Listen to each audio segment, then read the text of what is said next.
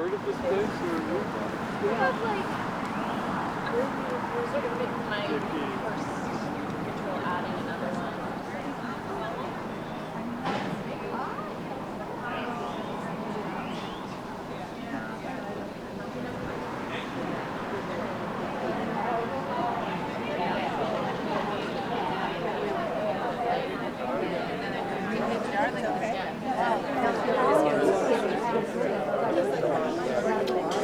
Getting my mask. They have a house in Berkshire, so they're doing flipping. So by the time my son graduates, maybe someday. But Welcome to what we think is, which someone had told me, is our 30th MIP graduation 2022. Yes. Okay. This is a day devoted to appreciation and gratitude. First, that we're all here and alive, given all the tragedy in our world and in our country over these last few months. But today we have a lot to be grateful for and many people to thank. First to Sammy, our Director of Administration and Communication. You've been a wonderful addition to MIP this year in so many, many ways. But today you arranged this beautiful graduation, and I think you arranged the weather too. I think you really got it all together. It's beautiful. Thank you. To the board members, thank you for bearing the tension and complexity of being part of an organization in the year 2021-22. To our co-chairs, who are also part of our board, for the time and energy you give to us, and to your committees for your dedication and hard work in each act you perform for MIP throughout the year. You keep us going. Thank you. And most of all today, on behalf of the MIP Board of Directors, I want to acknowledge our faculty. You are the core and the heart of MIP. It is through your teaching, your sharing of knowledge, that our fellows and candidates grow their confidence in becoming competent therapists and analysts, working with and giving of themselves more deeply to their patients. Thank you to our faculty. I think that their names are all listed. I won't go through all the names. I think they are listed on the programs. I hope everyone got a copy of the program. And you can always check our website for all the wonderful co-chairs, faculty, board members that make this day happen. So thank you. There's an art to psychoanalysis and to psychoanalytic thinking.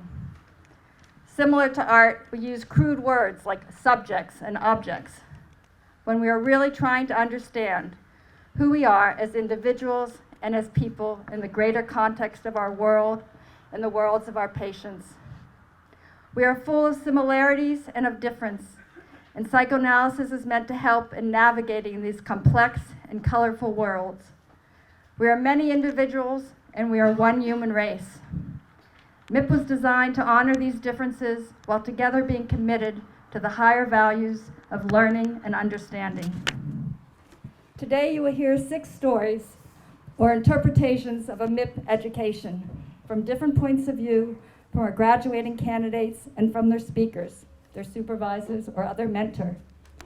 Stay open to their stories and those that may be layered underneath.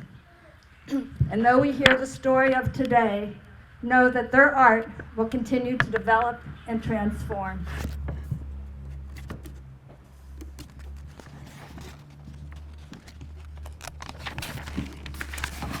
First, I'd like to introduce Karen Porat and Mal Slavin, who will be presenting the certificates of achievement to our postgraduate fellows.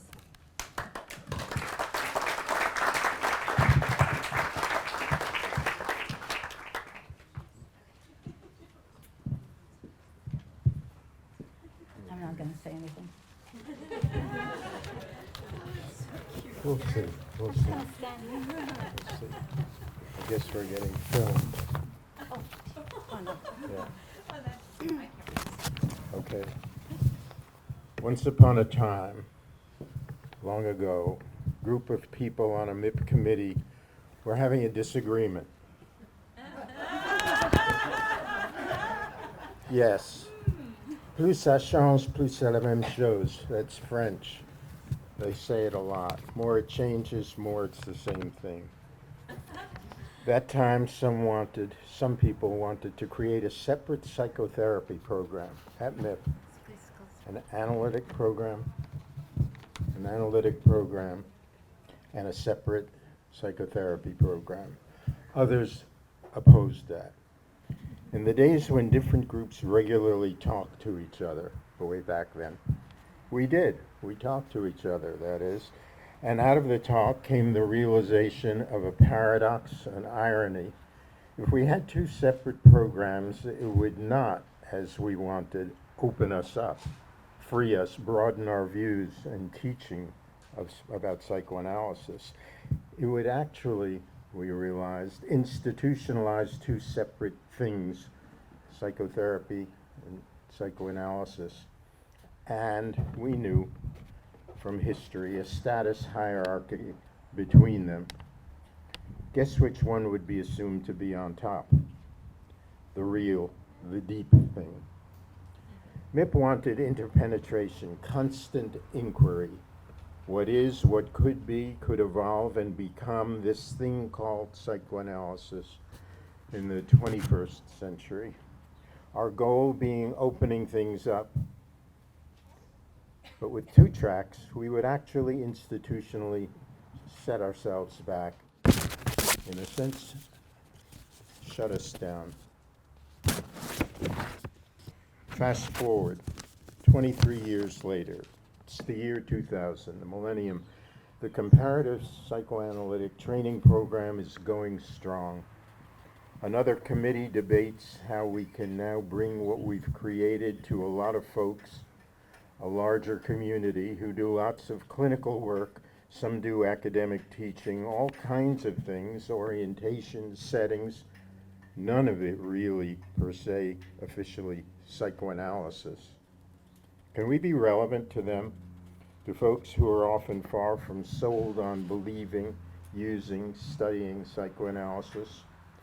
How can we stretch ourselves to show ourselves to them, to see if and how we're relevant to them to us, give them a taste of what this bold dream called MIP, this outrageous dream called MIP, has turned out to be. The postgraduate fellowship is born. It thrives for decades.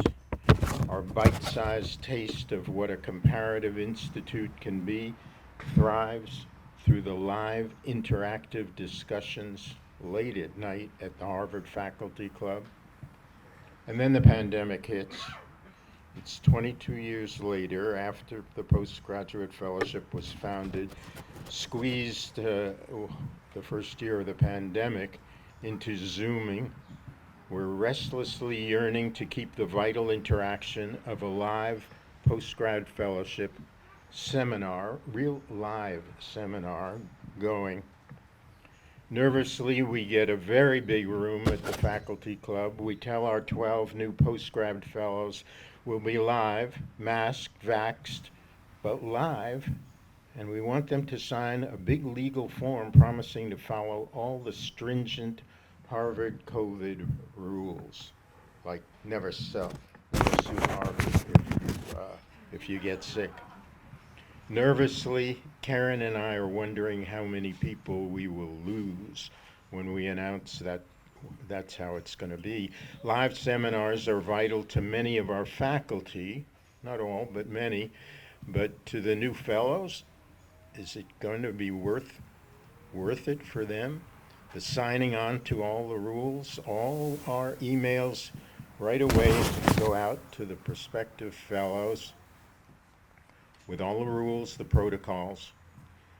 The next day, 12 out of 12, 100% have signed on the line, eager and really valuing, it turns out, and very capable of an incredibly alive, incredibly interactive conversation together, masked, distanced, it will be, and it became a very open, very generative class.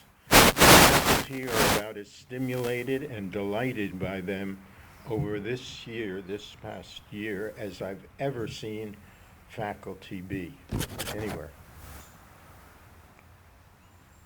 Karen, they're all yours now.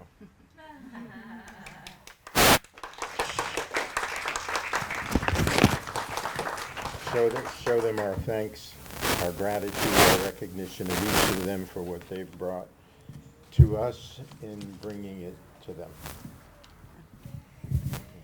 Okay. Thank you, Mel. And what a better way than giving them their certificate for completing the first year. I just wanted to say you were fantastic and wonderful, and it was a great pleasure getting to know all of you, and we love you. Okay. Start.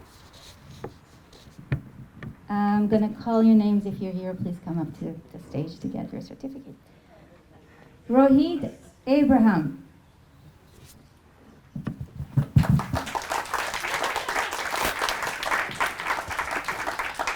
Carly Babinski.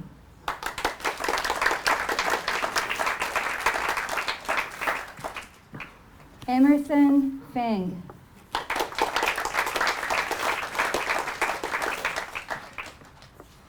David Greenfield.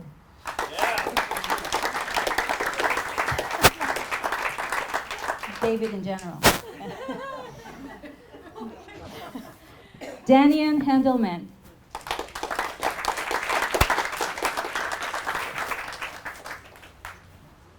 Jennifer Hui.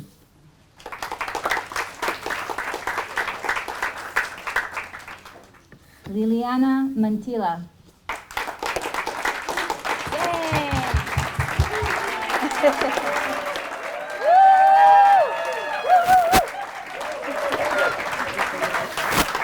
Congratulations. Thank you.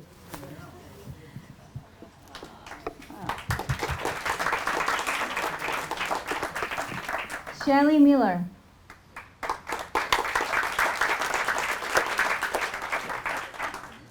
I practice this one a lot. Let's see.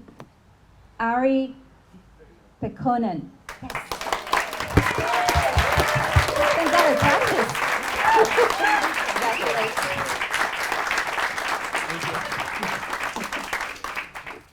Meg Riley.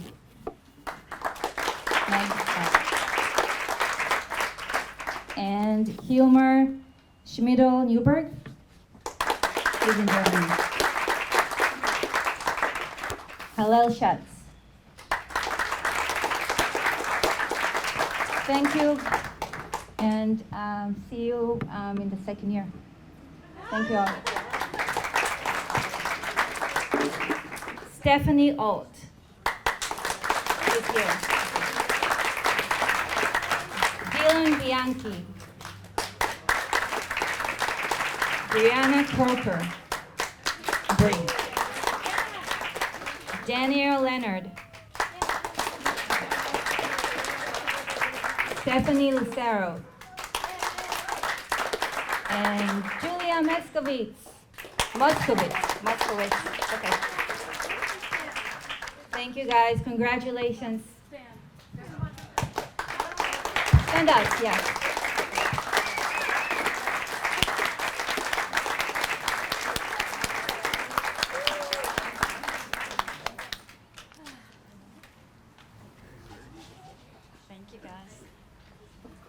Thank you. Sorry for the confusion with that. So there'll be certificates for the second years next year. Thank you. The second years are great. They're going to get certificates. We'll give them their certificates. We'll make sure they arrive. Sorry about that.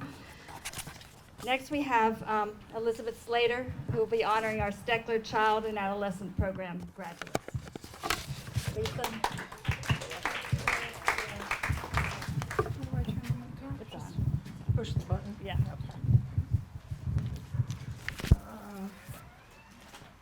There we go. Oh, can you hear me? Yeah, okay. Hi, everyone. I don't know if any of our graduates are here today, but we had a really wonderful group this year, enthusiastic and talented, and able to come together in spite of being on Zoom. We had people from as far as DC participate, and it was a diverse group. It was really a wonderful, wonderful experience for those of us on the faculty, and we're just very blessed and grateful to have such a great group of learners. I'm going to announce their names, and I don't see anyone here, but if you are here, please come up. Kat Clark. Oops. Rachel Green. Oh, Rachel, you're here! Yay! Yay! Yay! Yay! I didn't see you. Yeah. Kristen Lutonen. Alex Marks. Gal Renach. Gal is in there next to them. Letitia Rock. And Molly Schneider. Thank you. You want this back? Thank you, Lisa. Thank you, all of you. Congratulations to all of our postgrad fellows. In our second year, you are going to get your certificates. You're a great group. It was such a pleasure to teach you, and you deserve 5 certificates plus more. So congratulations to all of you and to our postgrad fellows in West, and we'll be celebrating in Northampton with their group in Northampton. Next, our co-chairs of the training committee, Jill Ingerman, Nancy Lubin-Levy, will lead us in the graduation ceremony of our 4-year psychoanalytic program.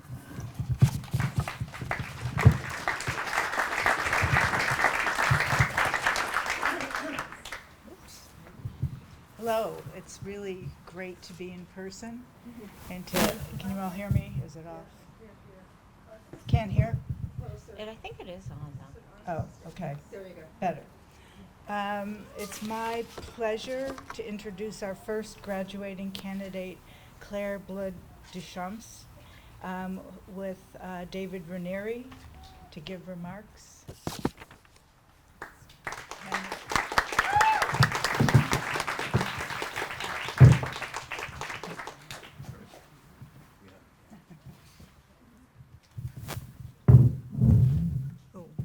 See why people turn that off. Okay. Hello, everyone. Can you hear me okay? Okay, here we go.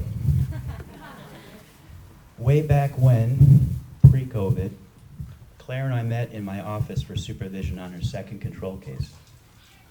The ritual of our weekly meeting began with a warm greeting, followed by a getting down to business.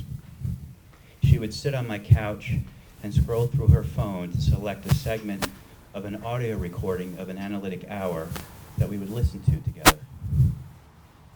Claire gave a title to every recorded session, and I eagerly awaited hearing what it would be each week before she pressed play. These brief descriptions read like titles of poems, evocative and generative, as they hinted at what was to come. They also marked the time and thought she had already put in on her own before we explored her work with patients together. Titles like Betwixt and Between and Pa Bites linger in my mind. Some captured her patient's core difficulties being relived in the process, like pain and turning away, or in and out. Others marked the lacerating ways her analzan felt about herself, the obstreperous patient. And on the remarkably rare occasion when it might seem like she was mailing it in with a title like Tuesday, we knew something was up. But even these captured something meaningful, like the exhaustion that goes with the many demands of analytic training and the hardships of life that Claire endured with equanimity. Somehow, she managed to remain a consistent presence during these exhausting times. Woo! Feel free to do a lot more of that if you want. Rudiments of interpretations could be found in many of them too, and you could hear Claire's mind and voice emerge more clearly and distinctly over time in the language of these titles like they did in her work as a whole. So it is only fitting for me to title my graduation remarks today. It's called Devotion to Developmental Process. This title attempts to recognize, honor, and celebrate what has been at the heart of Claire's analytic training, namely her abiding commitment and loving, studious attention to her patients and her own developmental process. She has paid close, consistent, and humble attention to her patients, herself, analytic theory and technique during the past 5 years plus. She came in wanting to be able to bring more of her mind to the clinical moment, grappled with the likes of Bion, Kohut, and the relationalists, and has learned their languages as she continues to speak her own. Claire's version of the Hippocratic Oath, "Do not impinge," carries a deep respect for the sovereignty of the other and an intuitive grasp of the problematics of intrusion and control. She has a knack for tracking closely.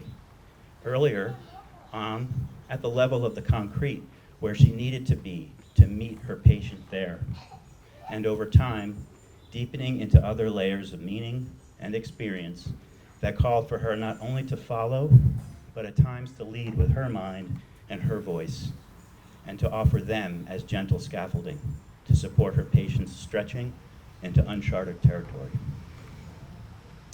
As she launches, we celebrate Claire's devotion to the developmental process, and I'm delighted to welcome you, Claire, to this side of analytic training where we all continue to learn and grow.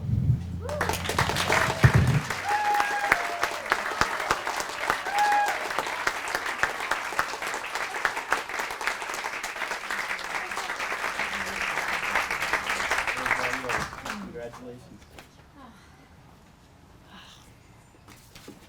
Oh, well.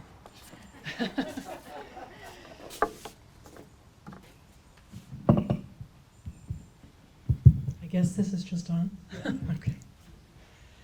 Oh, well, thank you so much, David. That was beautiful, and I wasn't feeling too teary beforehand, but we'll see how this goes. How impossible it is to capture in a few short words. Now I'm going to start. What my experience as an analytic candidate at MIP has been, and all that it has meant to me. A few descriptors come to mind. Intense, sometimes intimidating, always enlivening, complexly human, occasionally destabilizing, deeply containing, life-changing, life-affirming, infused with generosity to a degree I have rarely experienced elsewhere in adult life. There isn't time to name everyone who has made a difference along this path, but let me say this. To the instructors who have given so freely of their time and interest, and who challenged us candidates to think broadly and comparatively, while at the same time encouraging us to deeply consider the many nuances and facets that compose our patients' lives and our work with them. Thank you. To my fellow candidates who have given me and all of us the gifts of their minds and ideas, their unique perspectives on this work, their challenges and support, and their companionship, even when we had to do it over Zoom. Thank you. To the board members, the administrators, the committee members and chairs, especially my fellow curriculum committee members, to all of the folks who make up the fabric of this organization, thank you. Despite the need to be brief, there are 4 individuals who have accompanied me especially closely on this analytic journey and who must be named. Betsy Gaskill, who unfortunately couldn't be here today, who has been a constant positive force throughout my years as a candidate.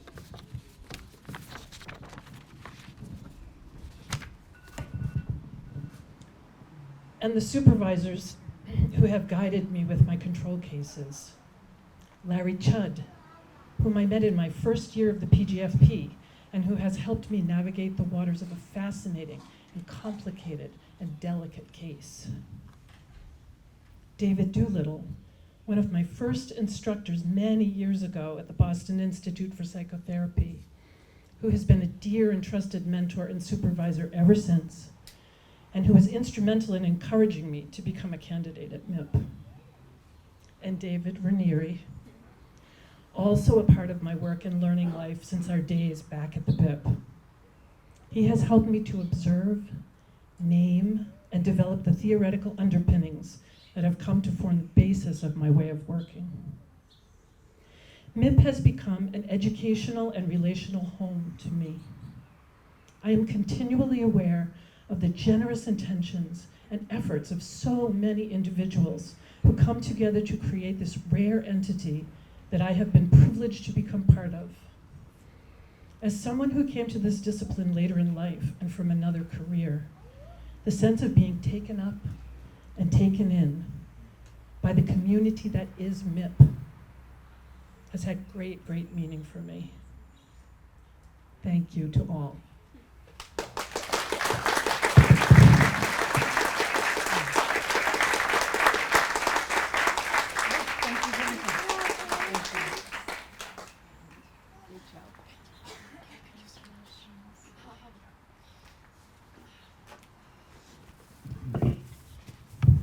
It is my great pleasure to introduce Marta Casas.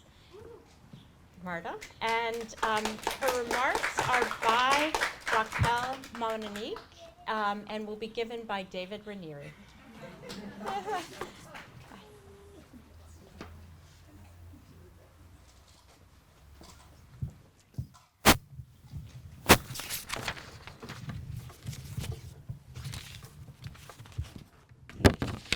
So to begin with the obvious acknowledgement, I am not Raquel Monique. And of course, she wished she could be here today. I gotta say though, as I was reading her remarks in advance, I heard her voice in my head and I could feel her presence. So I hope you all can too. Thank you, David, for lending me your voice and making me sound so sophisticated and accentless.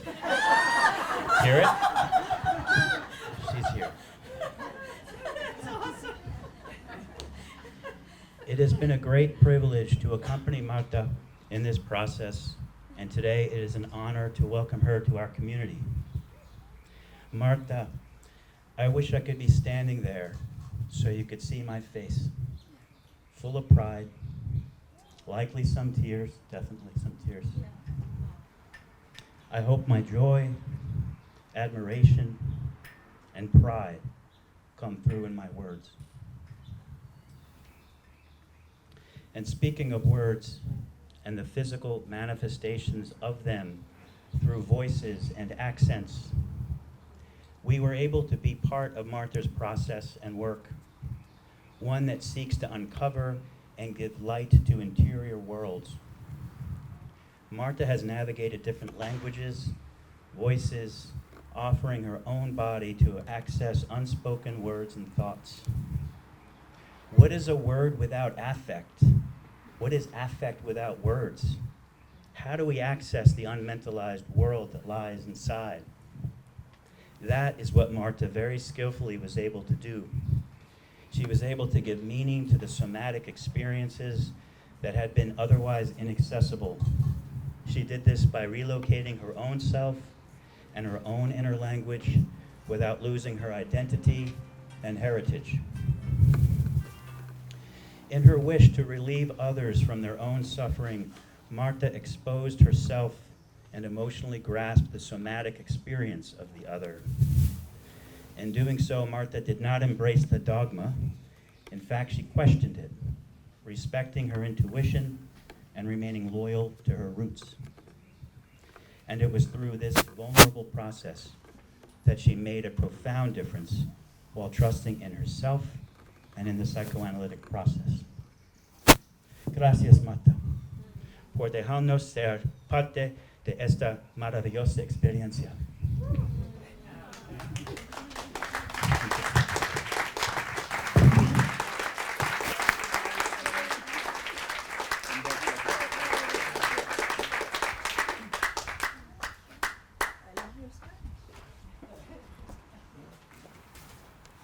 Okay.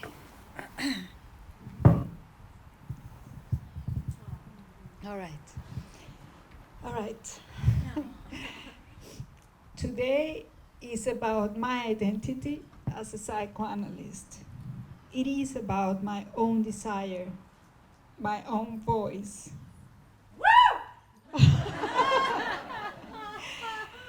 I started my training back in Colombia, South America, in the 1980s with classical psychoanalytic theory.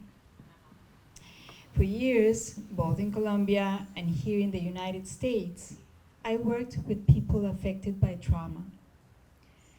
Multiple social factors often lead clinicians to overlook that people who have experienced atrocities have an unconscious. I wanted to be someone who could help survivors in practical ways and, at the same time, be a conduit to the deepest parts of their psyche. I'm sorry.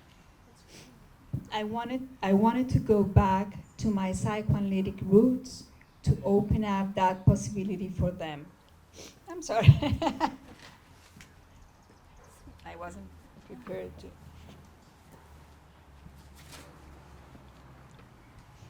to open up that possibility for them and for me as well. These years of training have helped me integrate contemporary psychoanalytic theories and techniques with my accumulated clinical experience.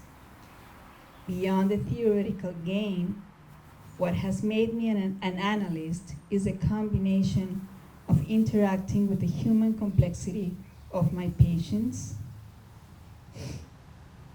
My supervisors, teachers, fellows, and analysts have also been crucial to my development as an analyst.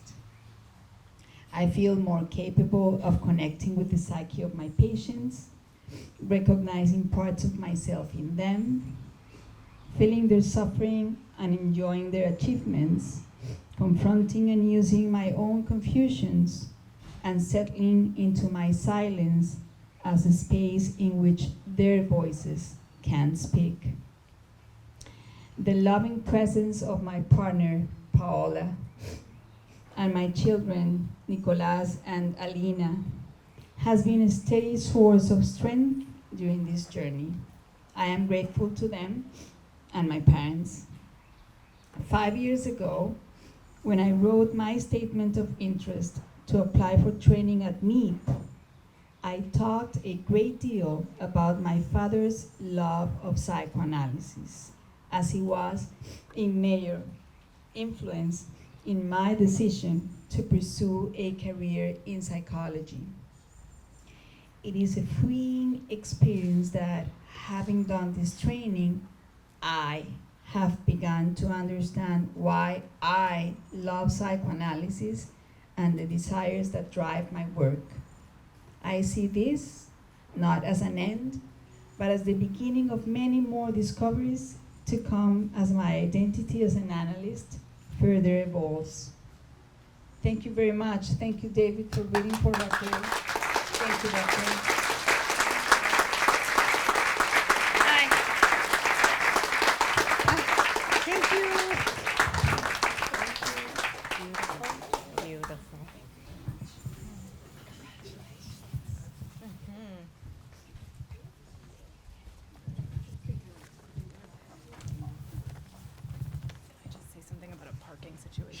If somebody in a black Toyota parked in front of a driveway, I can give you a parking permit to park on the street. It's down this way. Anyone?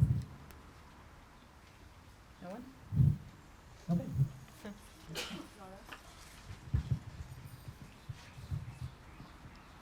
next candidate, I'd like to welcome up here Caleb Englander and Linda Louise Alterman.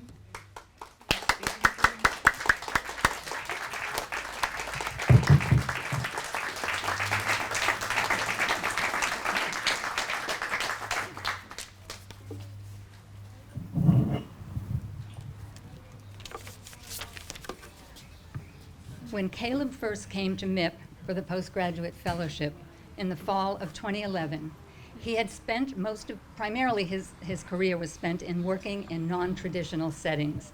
For instance, he worked at a wilderness therapy program in the Blue Ridge Mountains of North Carolina, and he had also worked at an emergency shelter for youth in Ann Arbor, Michigan. Can you all hear me right now? Yes. Yes? No? Closer. Okay. So these were just two of the many places that he had worked before coming to MIP. At the time of the fellowship, he was working at the Cambridge Guidance Center, where he saw children, teens, and families in their homes or other community settings. That year, in the Object Relations seminar that Sharon Roberts and I taught, Caleb presented his work with an adolescent boy who he saw in the boy's home, sometimes in Caleb's car, and sometimes on a basketball court. And we were all impressed with how he had been able to create a deep and meaningful connection and a secure holding environment with this boy that had enabled a therapeutic process to evolve in spite of the unusual circumstances. Moving on to Caleb's time in analytic training. As one of Caleb's supervisors, I have been touched by his deeply empathic analytic stance, which enables patients to explore their most private and painful feelings. His very careful listening and responsiveness helps patients to open up the terrain of what can be explored, to play with imagination and fantasy, to free up what they can think about and what they can allow themselves to hope for. Of course, during analytic training, Caleb's life outside of training was happening as well. I began to hear about Amy, and then after a while there was an engagement, and then there was a wedding, and what do you know? Then there was a pregnancy, and Max was born. I'm introducing Max to segue to Caleb's graduation paper, because Max figures prominently in his paper. Caleb writes beautifully of the impact of fatherhood on his development as a psychoanalyst, and I think that this alone makes his paper a real contribution to the psychoanalytic literature. But Max's presence in the analytic space had a powerful impact on the treatment of one analysand that is the focus of his paper.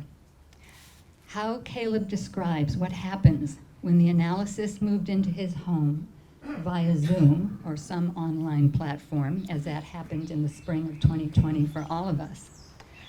And Max's presence in Caleb's life became apparent through the sound of his cries, through the Zoom speakers.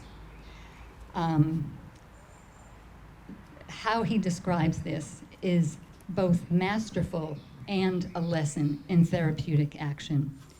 Without going into detail, because I can't go into detail, and I did not supervise this particular case, but from reading Caleb's paper, I can say that Caleb's acceptance of his patient and her feelings, and his fortitude and endurance of the strain on both him and his patient, is a vivid and powerful demonstration of what makes psychoanalysis a transformative and healing process. And what ultimately comes across is Caleb's immense integrity, courage, and humanity. And I guess I would just add that I think that Caleb is a good example of what Mal was describing earlier, of a fellow who comes to MIP from a less traditional background, comes into the analytic training program, bringing riches of his own, and goes on to do amazing things. Congratulations, Dave.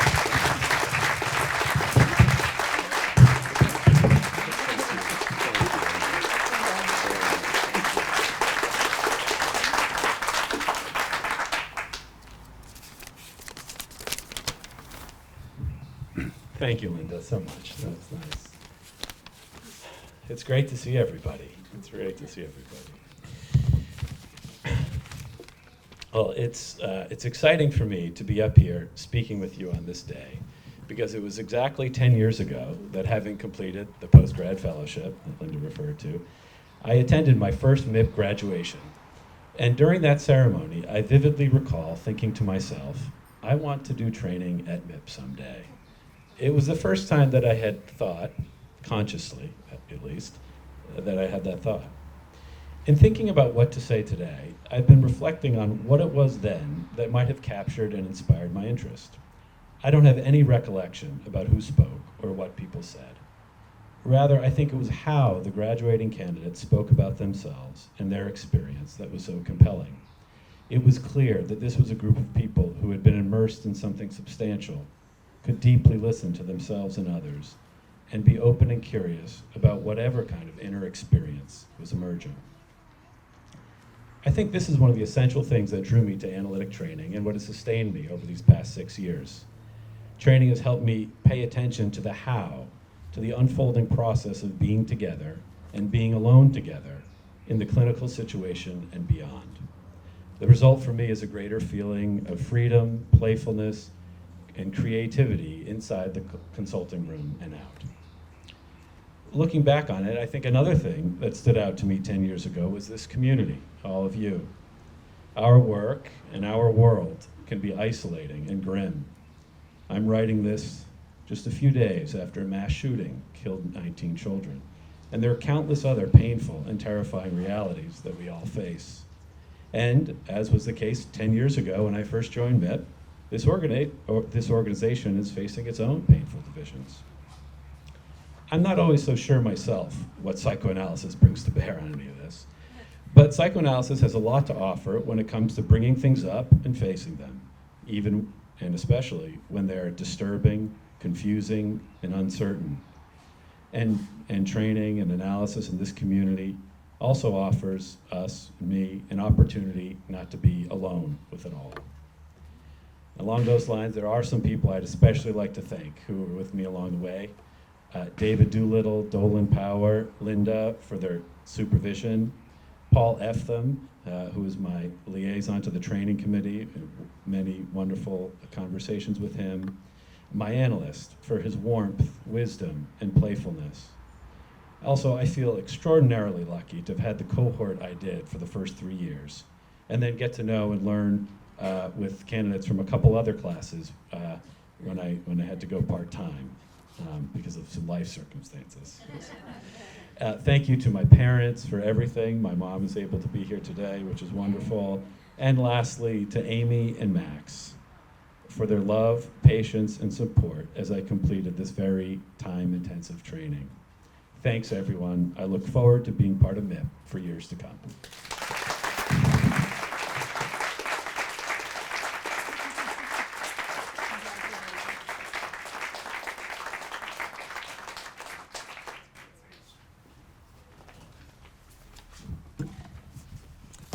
It is my pleasure to welcome Mary McDonald and also Stuart Pizer for his remarks.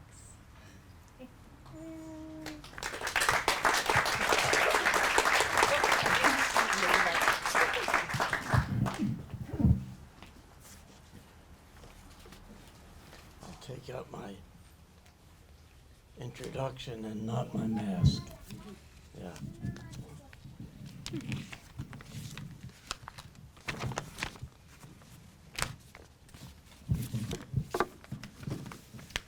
Mary, I'm honored and delighted to celebrate your graduation from MIP and to commend you as a contributor to our community. First, I want to celebrate you as a citizen of MIP. Why start here? Because from early in your journey as a candidate, you've been ready and committed to serve, to volunteer, to work for your institute. You've been deeply engaged as a citizen of MIP without being political about it. As a candidate representative on the board, you did not hold back from venturing astute and grounding perspectives. You offered your penchant for a yarn or a metaphor to introduce needed perspectives. As a current member of the curriculum committee, when the chairs ask for someone to take minutes, a moment when just about everybody freezes and looks away, you heartily took it on. And then, with Sarita, you accomplished the complex and challenging task of revising the way candidates evaluate their instructors. You did the research, you contacted many institutes to learn how they did it, and then the two of you provided a model that will improve MIP going forward. Am I too close to the mic? Thank you. This took time, effort, competence, the willingness to serve the community by tackling the unglamorous but necessary tasks. Now you are in the midst of collecting and reviewing the bylaws of several institutes as a way of building perspective on our own founding document. As you approach completion of your training, you conceived of a final project that will again provide MIP with one of its missing pieces. Although you have been blessed with easy conversions or referrals for analysis, you are mindful of the struggle many candidates face in recruiting people to analyze. So, you reviewed the literature on conversion to analysis and have created a mini course on surmounting the problems of conversion that you will offer next year. Seeing what's needed, you show up for the job. And by the way, welcome to the faculty.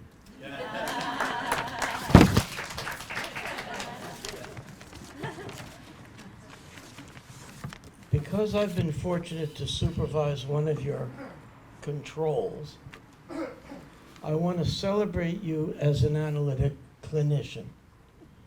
Early in that analysis, you marveled that your patient was too good to be true. You were referring to her self-reflective bent, her intelligent insights, and the ready emotion expressed in sessions, seemingly a dream patient.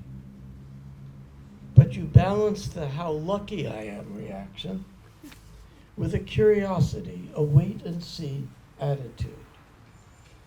I'm not a fan of describing patients in graduation speeches, so I'll only say that the appalling childhood of this woman seemed not to have prevented a bright, insightful, spiritual, and expressive person to emerge. And yet, we have witnessed an essential transformation. What has emerged more recently is a degree of negativity, anger, outrage, grief, and ownership of darker feelings and a fierce determination. What once seemed like ready emotion now is evident as having been performative, as true self, present, raw, emergent torrents of feeling burst more freely from where they were bound in repetitions. So, what made such a transformation possible? I believe it was your realness, Mary. You do your analytic work as the person you are. Generous, loquacious, empathically focused, narrative, worldly wise, incisive, humorous, earnest, and devoted. You are palpably there. And your patient, who once seemed to relate to the analysis or this process, is bringing herself to you personally. An Arab colloquium on Bromberg's ideas about the analyst's necessary self-revelation recently ended. By self-revelation, Bromberg was referring to the presence of who you are. Certainly who you are as an analyst, but who you are. Your patient's experience of who you are has been central to her locating who she is. So folks, if you want to refer to a real person, Mary is your analyst. Welcome, Mary, to this community of graduate analysts. We need you.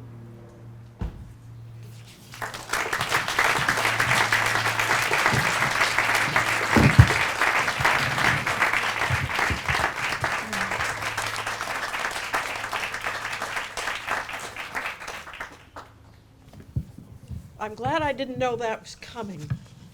I wouldn't have been able to produce anything.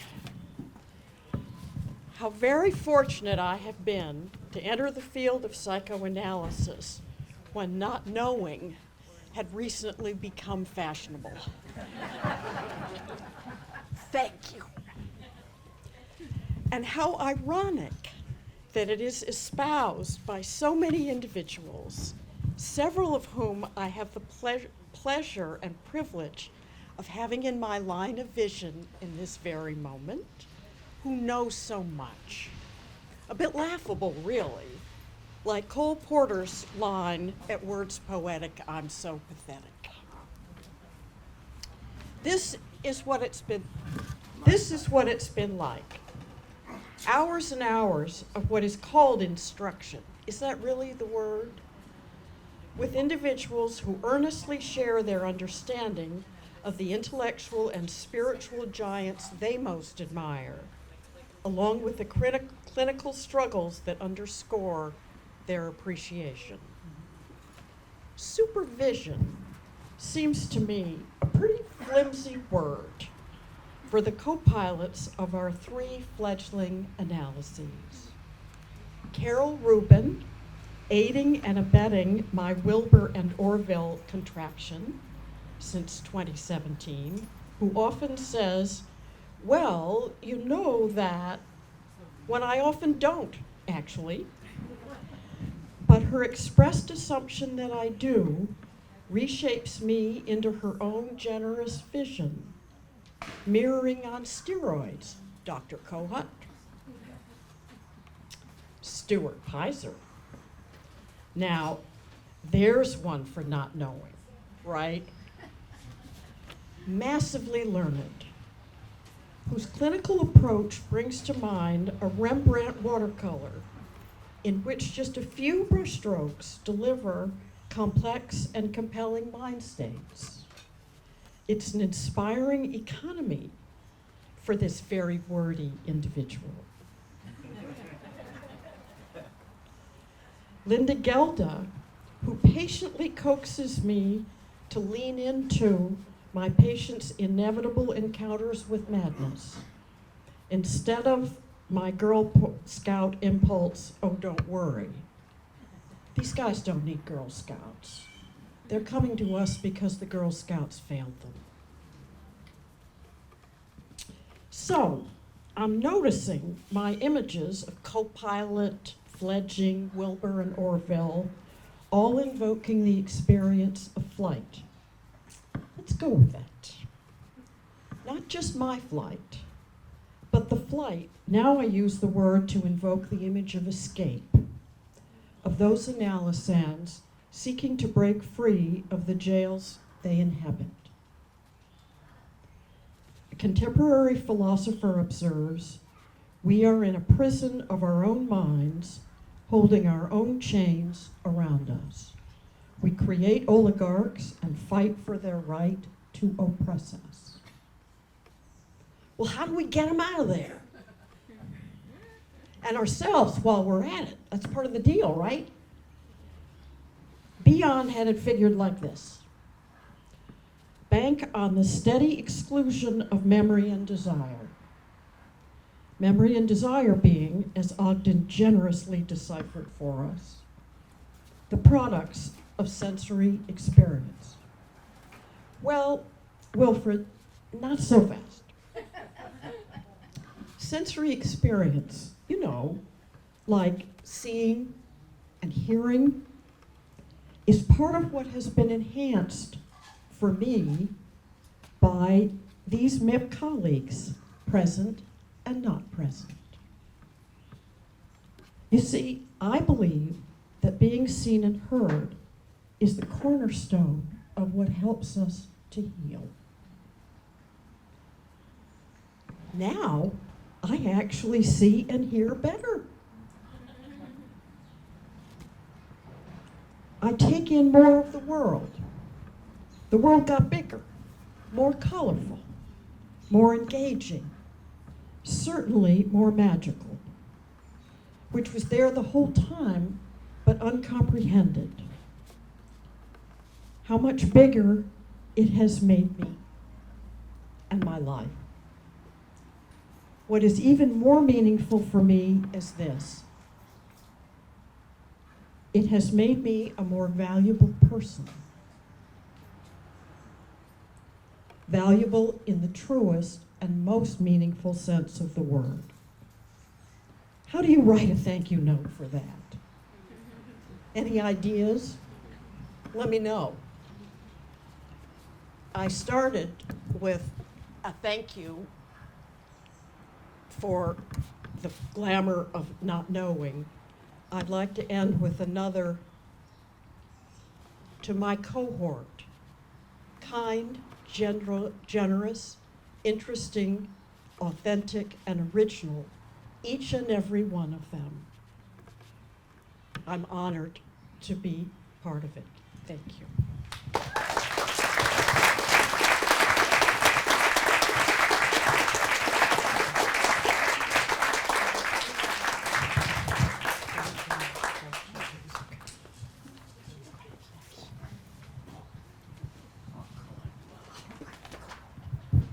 Next, I'd like to welcome up here Dina Pasalis and Jade McLaughlin, the speaker.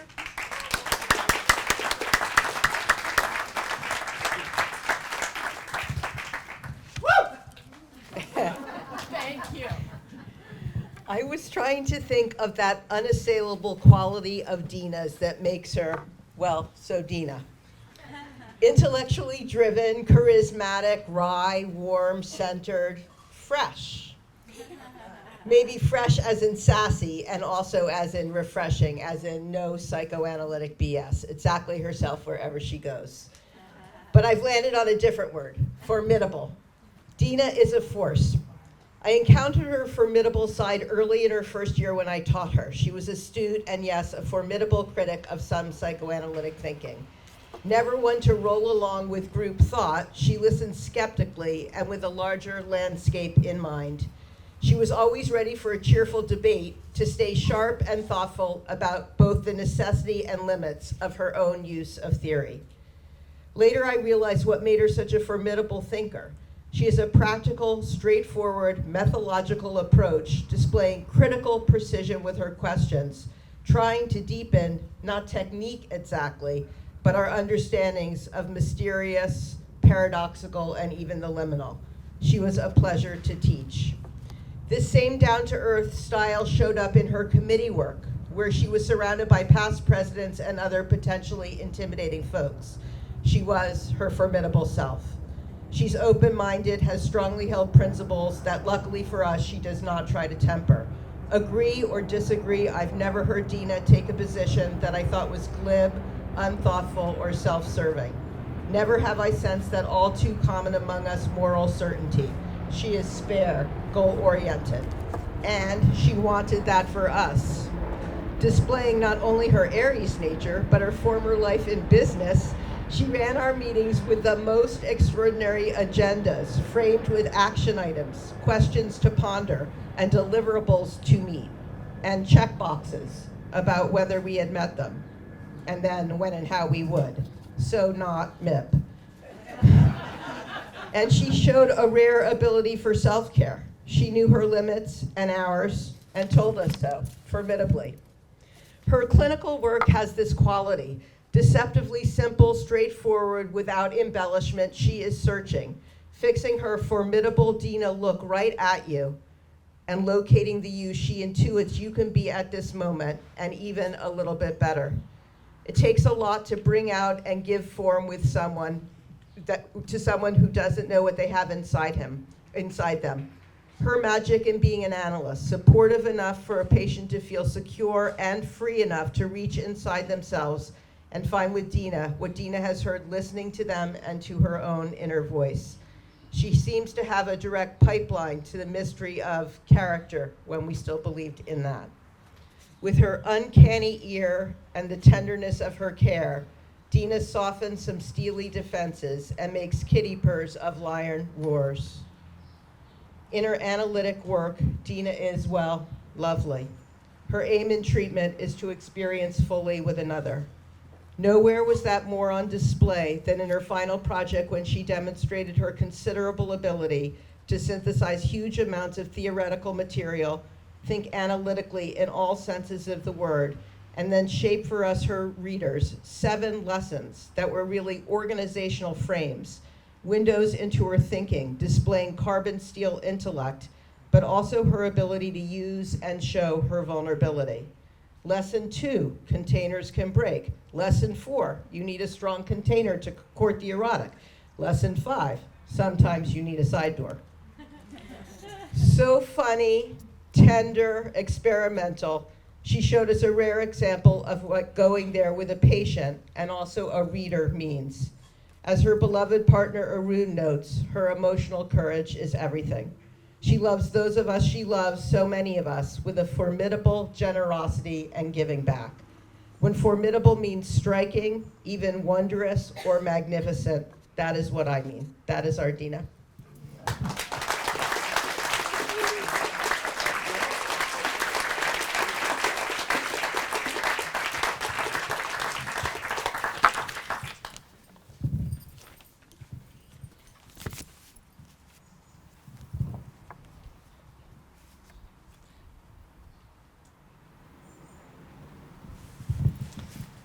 I'm nervous.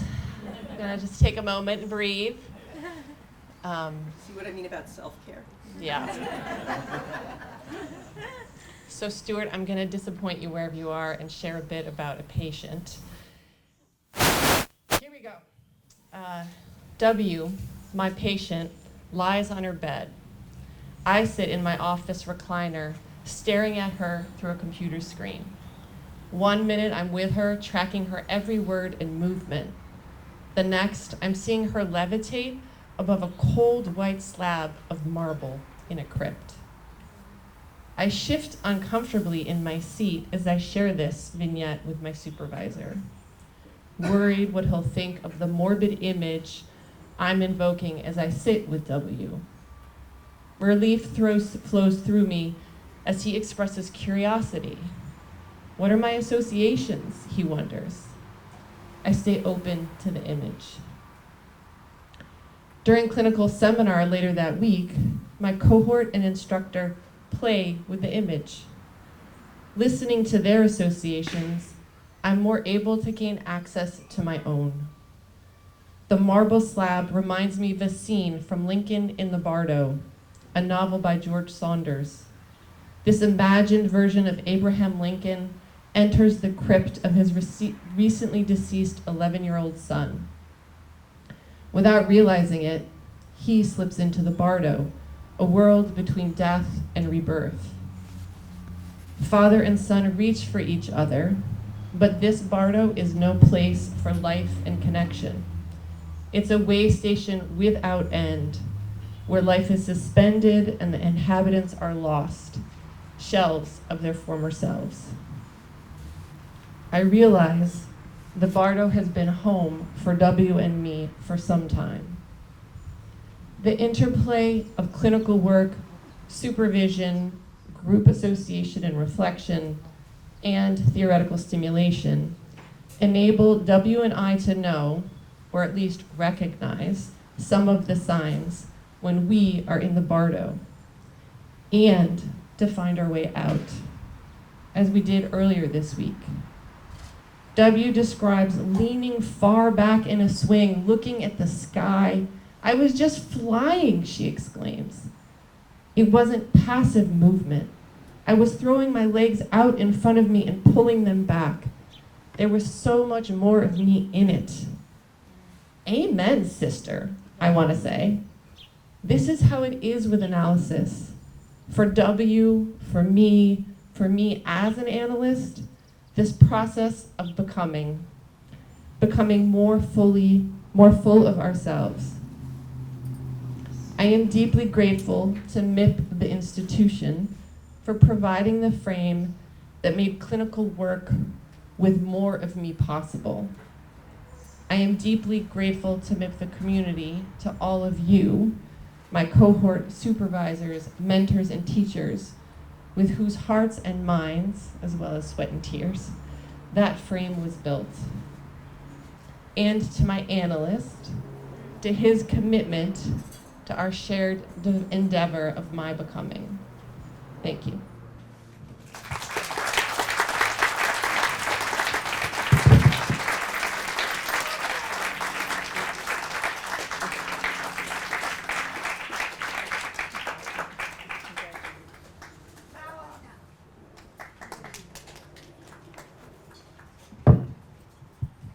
It's my pleasure to introduce Liang Wan, and speaking for her is Larry Abrams.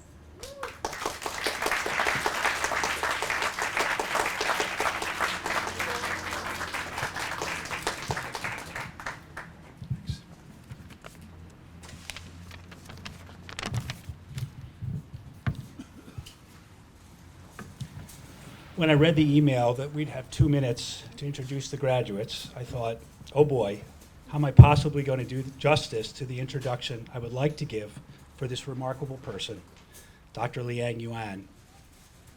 Well, no time to waste, so I'll cut to the chase.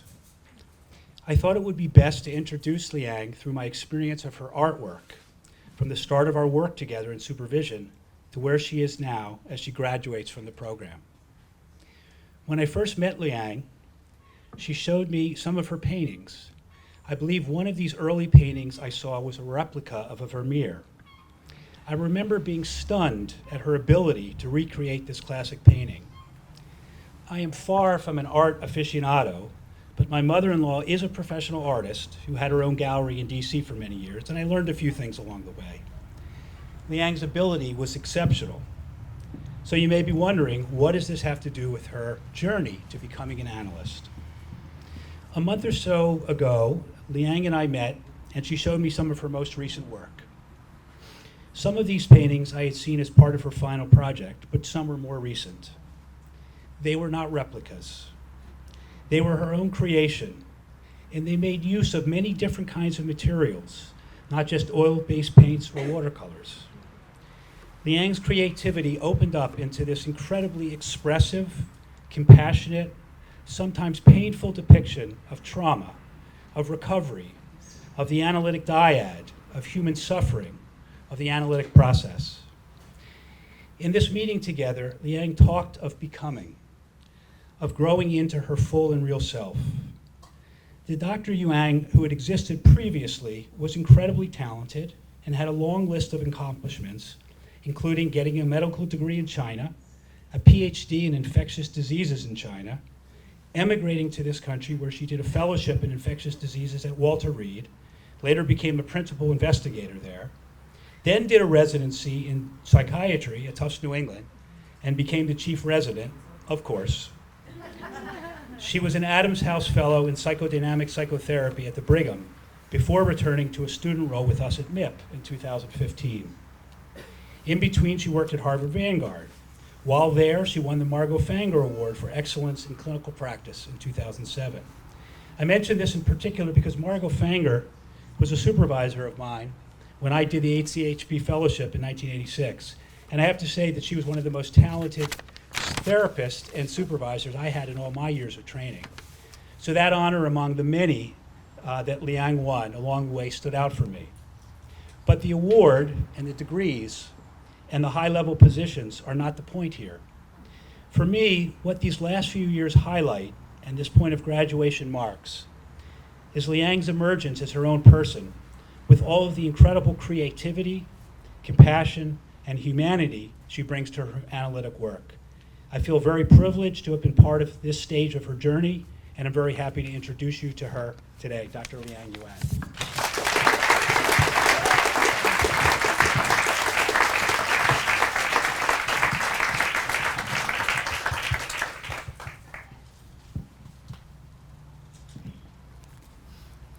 So in analytic training, we learned the importance of playing and dreaming. So at this moment, you are in my dream. You're real, but you're not in the hologram form. We just learned from Richard Pango. So in this dream, I'm playing an Oscar ceremony. So this is based on 2 daytime residue. One is I have been thinking about when I was a resident, all my supervisors were psychoanalysts. I put them way up among the stars. I could never imagine that someday I would become an analyst because they're too far away. And also reading Arnold Bernstein's article, Psychoanalysis is Art. So this is my Oscar moment. So I would first thank Academy, AKA MIP. I want to thank all my producers, my supervisors, Larry Chat, Larry Abrams, Risa Remit. And it's also a great honor to have my first supervisor, the star in my heart for many years, during my residency, and she has been with, following me around for 20 years, Dr. Judy Wolfberg. She's sitting there. And my amazing dedicated teachers, my analysts who has created a potential space for me to become an artist. My agent, Joe Engerman and Susan Knox. My cohort, they're the characters in the field.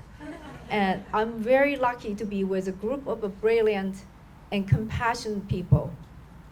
My husband, I'm married to him, and keep this marriage going is the biggest achievement in my life.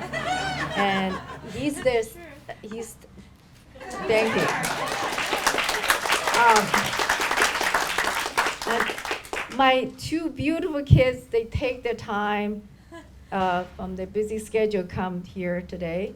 Well, thank you for teaching me how to be a good enough mother, and also inspiring me to be a better human being. And also my best friend who's not here soon, and my maternal grandmother who raised me and now is in heaven. So thank you so much for playing with me in my dream, and now you can wake up. Thank you.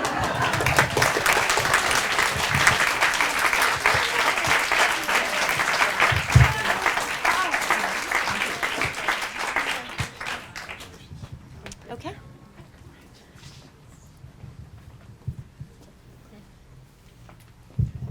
Wow, thank you, all of you. And we ended with the most wonderful artists, but you're all incredible artists, and I'm so glad you shared your stories, and we look forward to continuing knowing you, getting to know you as you grow, become more a part of MIP, and it's our joy to have you and welcome you to MIP and the analytic world.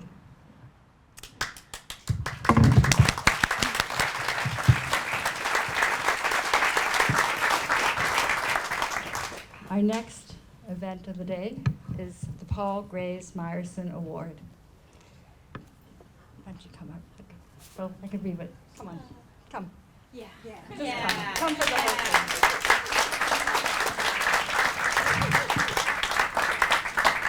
The Massachusetts Institute for Psychoanalysis grants the Paul Graves Myerson Award to a member of the MIP community for outstanding contributions to the growth of our institute and psychoanalysis in general. Dr. Myerson's forthright and unstinting commitment to MIP in its founding days was consistent with the nature of his intellectual contributions to the field of psychoanalysis. His courage, vision, openness to ideas, and plain-spoken voice transcended the limitations and constraints on the freedom of institutional and intellectual growth. In this spirit, MIP continues to honor noteworthy contributions to our community and our field with the Paul Graves Myerson Award, established in 2001. Nominees are put forward by the chairs of MIP committees and voted on by this same group. It is my honor today to present this award to Dr. Richard Geist.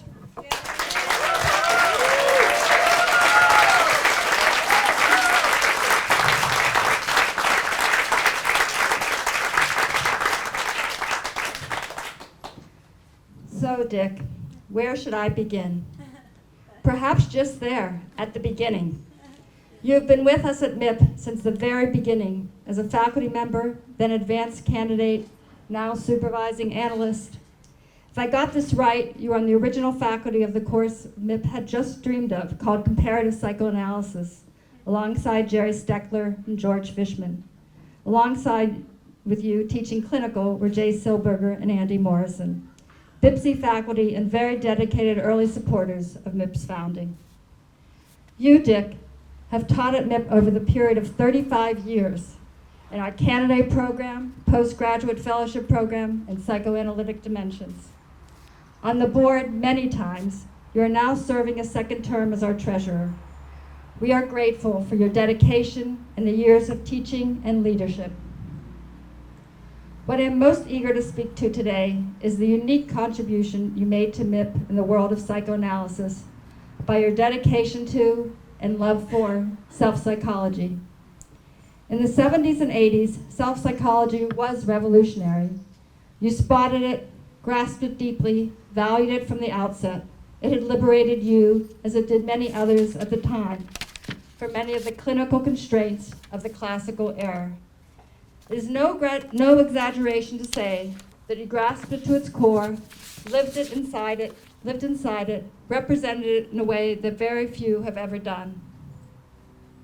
Within the larger self-psychology framework, you developed your own emphasis on what you came to call connectedness, in which empathy includes a breaking through of defensive structures to gain access to understanding and attunement to deep, early experiences, and striving to maintain that attunement in each individual treatment. Your teaching, your writing, Dick, extends to your study group and to your role in the International Association for Psychoanalytic Self-Psychology. Your dedication and commitment to the study of the Cahushian model of treatment has greatly enhanced the breadth of what comparative actually means, theoretically and clinically, at MIP.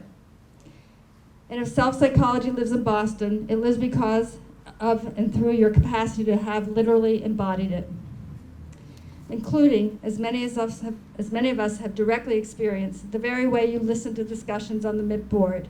You listen and listen quietly, intently, until you grasp what has been going on, call it for what it is, and then put your weight behind it where it needs to go. So, Dick, this brings us back to today.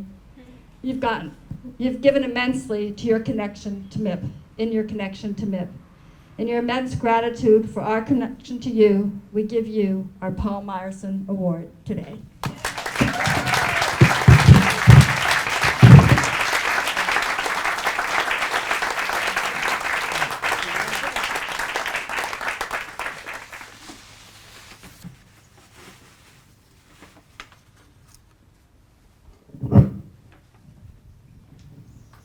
Can you hear me okay?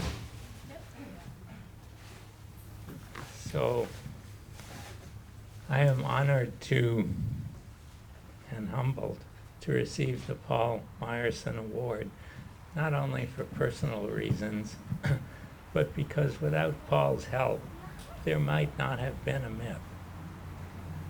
When Jonathan Slavin, Muriel Weckstein, Murray Cohen, Jerry Steckler, Betty North, Mal Slavin, Stuart Pizer, and I got together to explore and make public the possibility of founding a relational home for those of us who believe deeply in psychoanalysis, but were denied full training because we did not have a medical degree.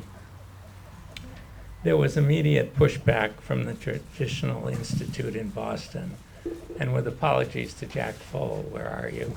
There you are. We're now more sister institutes, but back then we were not. In fact, BIPSI Executive Board sent out a letter to all of their members discouraging them from being recruited for what they called, quote, some training program in, quote, again, psychoanalysis. Fortunately, however, there was one BIPSI analyst who encouraged our pursuit, and that BIPSI analyst was Paul Myerson. When we shared with Paul both our determination to succeed and our concern with the opposition to our new venture, he told us, and I remember his words, he said, "I've analyzed all those guys at BIPSI. You have nothing to worry about."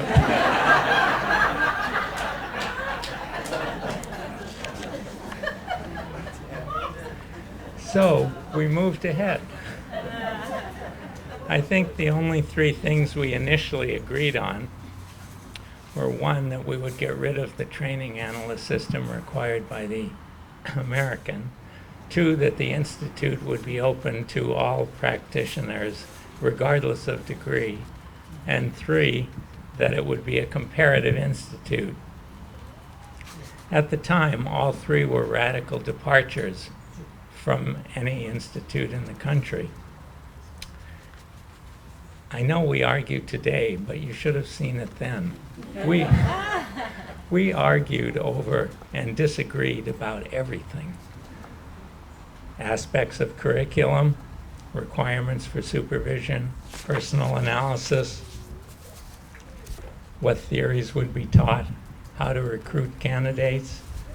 But in our often vociferous disagreements and expressed antithetical convictions, we were held together by our belief in the importance of our overarching goal, which remains the same today, and that was the training of competent psychoanalysts.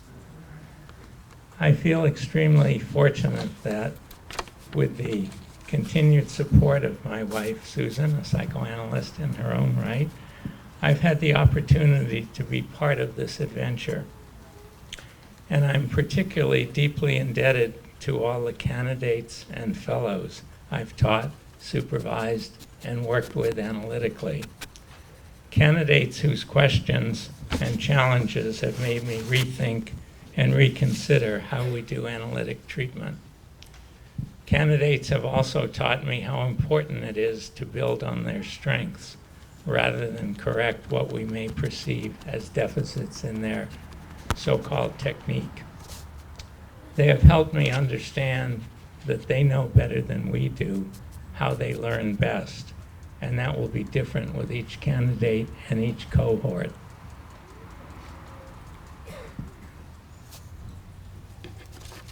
And finally, they have taught me how important it is to include mentoring as part of their personal analyses.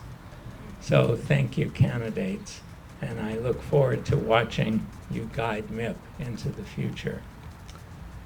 Despite current conflicts at MIP, nearly 4 decades after its founding, I still believe it remains the leading institute in the city with the most diverse, intellectually stimulating, and caring people attached to it. And I think we are all fortunate to be part of what for a few of us was a dream that this community actually transformed into a reality. So thank you, everyone.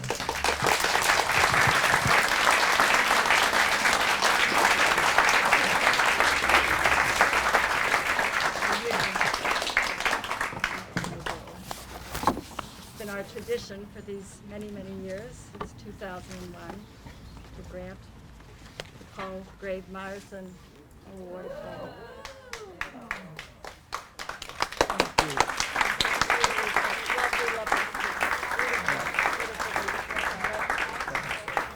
Very special. Thank you.